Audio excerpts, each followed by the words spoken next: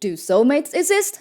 Let's find out what celebrities are allegedly saying. When you meet your person, you will know it won't just be about chemistry, interest, or attraction. It will be this perfect mix of absolutely everything, but nothing you can point your finger at and say it's because of that. It's in the way you feel when you're together, how your conversations flow effortlessly. It's the way their presence feels like home, bringing peace to your chaos, light to your darkest days. It's not about finding someone who completes you, but someone who accepts you completely. Welcome and welcome back to TaDa. It's Tao. And it's Dan. Having been married for 8 years, we are here to share our views of ways to sustain and grow relationships with the hope of creating a community of like-minded people.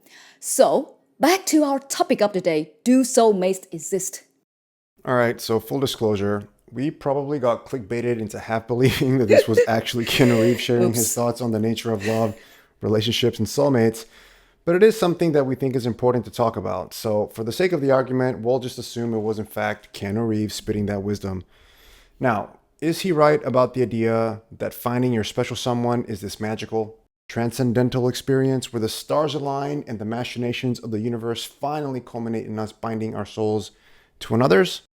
Yes and no. Yes, in that good relationships are indeed rooted in connection, kindness, peace, acceptance, support, and generosity.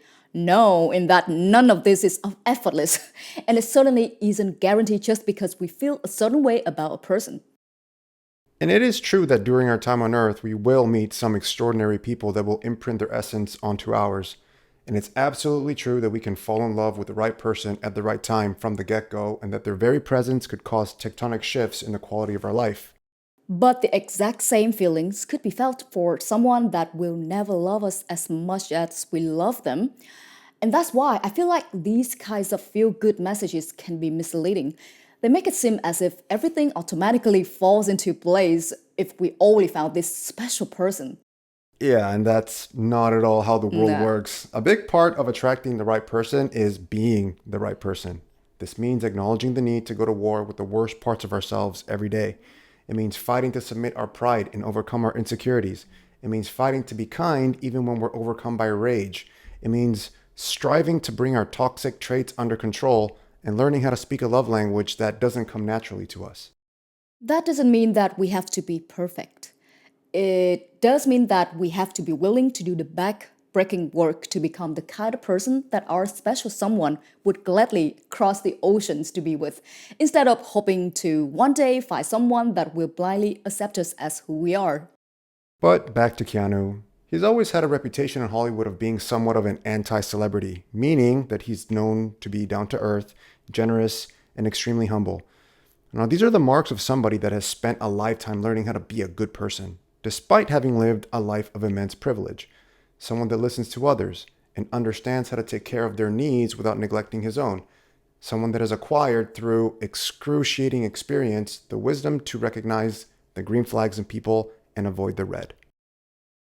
So when someone like KEANU, in our hypothetical scenario, talks about the idea of that one special person, bringing peace to our chaos and light to our darkest days, I don't think it means what many will interpret it to mean.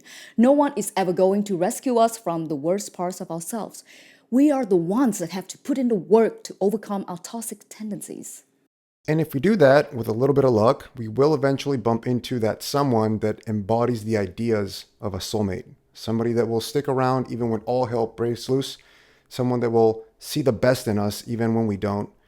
Someone that will remind us that we're more than the sum total of our mistakes, our traumas, and our failures, and more than our anger, our insecurities, and our regrets.